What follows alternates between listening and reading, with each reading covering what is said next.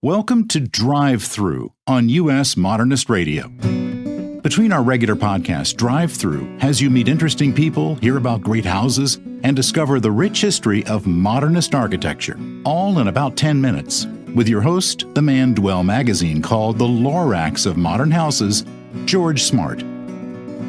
Every building has a story, and the building I am sitting in has a story going back to 1961. Harrelson Hall was the home for the Mathematics and General Studies Department of North Carolina State University. And today, 75 people are gathering for what is essentially the building's funeral. The round-shaped building with its ramps and odd-shaped rooms just didn't work out over the course of time and is being replaced.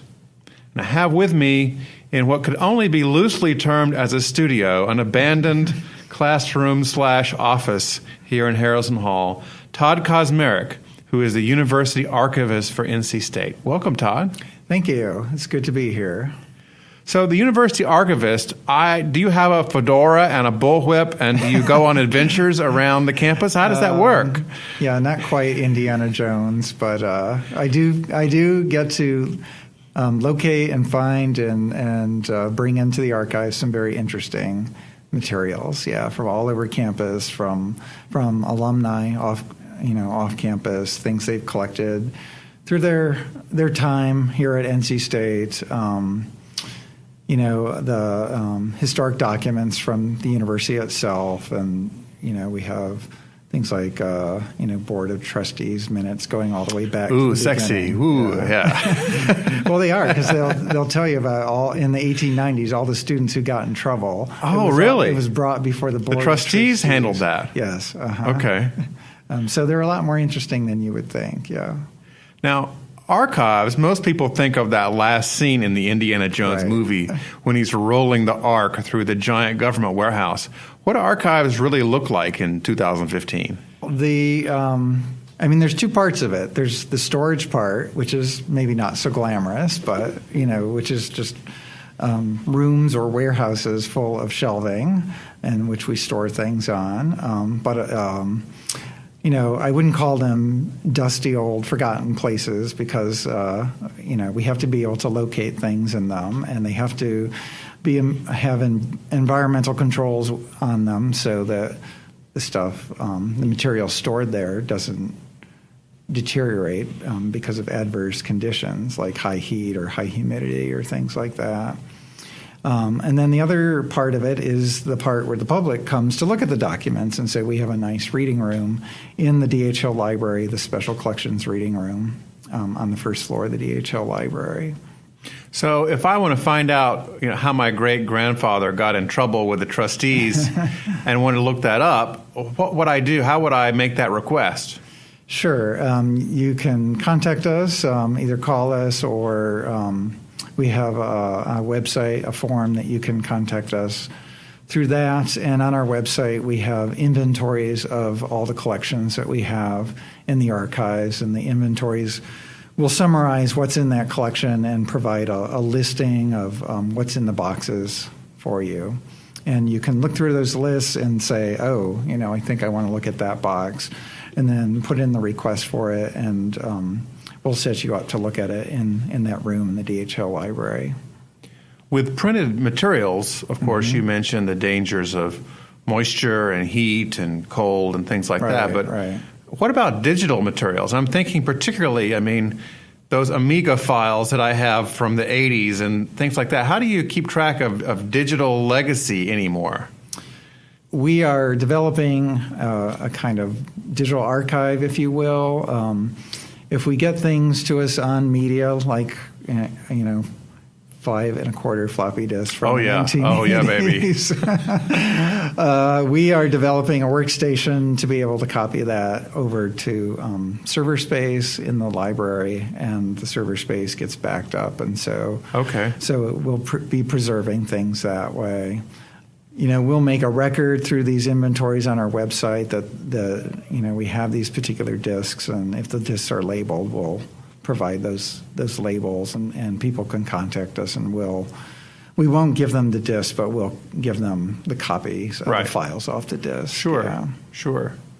Well, since I've been around in computers, there have been 20 different file formats, basically, and a lot of them are completely obsolete now. Right. Mm-hmm. So, what kind of technology do you cobble together to capture all that stuff? Well, it's a hard thing, and a lot of archives are grappling with this. And the route we're kind of taking for now is we're preserving the bits and the bytes, and and when we get requests for files, we'll see what we can do to figure out how to get that to play anymore. Because obviously, you either need the original software, you need the operating systems, or there are emulation packages out there that you can tap into, but they don't necessarily cover all the. They cover the kind of standard formats that were created, but if it's an unusual format or if you don't know what format it is, then we kind of have to go exploring for what might happen then. Well, being a archiving geek myself, maybe you could explain to our listeners the importance of a certain man's job, and that is the Librarian of Congress and the Digital Copyright Millennium Act, which regulates so much of the stuff and what you can use and what you can't. I know that has some bearing on what libraries can use and share and things like that, and has a lot of huge ramifications lately on file sharing and all sorts of things like that. Sure. So the Library of Congress kind of serves as a de facto national library. We don't actually have an institution in the United States called the National Library of the United States. Other countries do, like France has the National Library of France. But Library of Congress serves that purpose in the United States. So the Librarian of Congress oversees all that. And actually, they've been somewhat in the news in the last year that they're getting a new Librarian of Congress. And the old Librarian of Congress has maybe not always embraced the latest technologies. So the Library of Congress has had to grapple with how they're dealing with digital Somebody materials. sent him a fax and woke him up? Yeah, I think so, yeah. And the Copyright Act that you mentioned is the latest version of the copyright law. And it presents a challenge for us in the archival world because it wasn't really written to cover the kinds of things that we have in archives, which are a lot of that is unpublished material.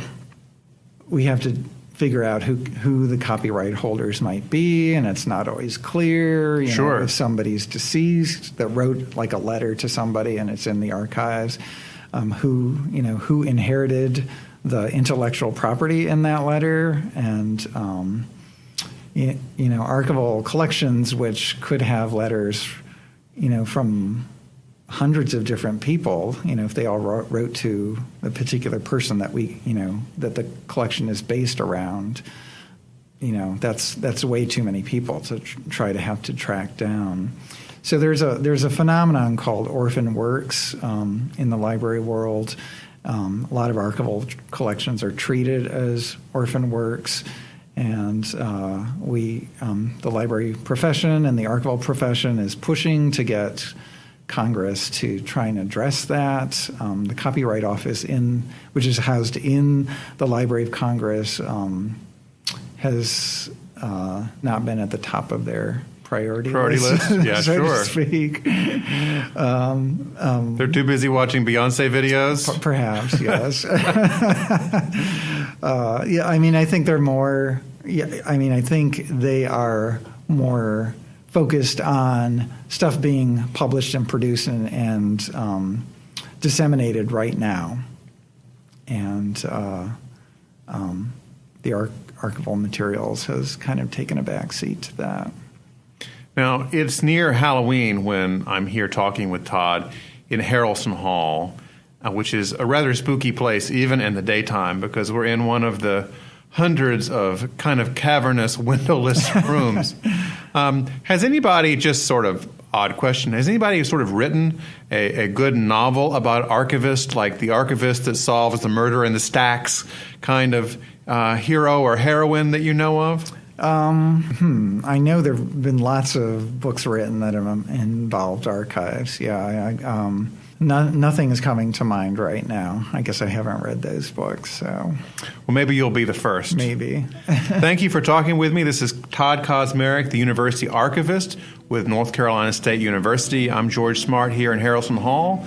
We'll have links on the website to Harrelson Hall and its architects, Holloway and Reeves, and Terry Waugh. Visit us on the web at USModernistRadio.org for links about people and buildings mentioned today. Our theme song is performed by Robinson Earl. US Modernist Radio and Drive-Thru is a production of North Carolina Modernist Houses, a nonprofit educational archive for the documentation, preservation, and promotion of residential design. I'm Tom Guild. Thanks for listening to Drive-Thru from US Modernist Radio.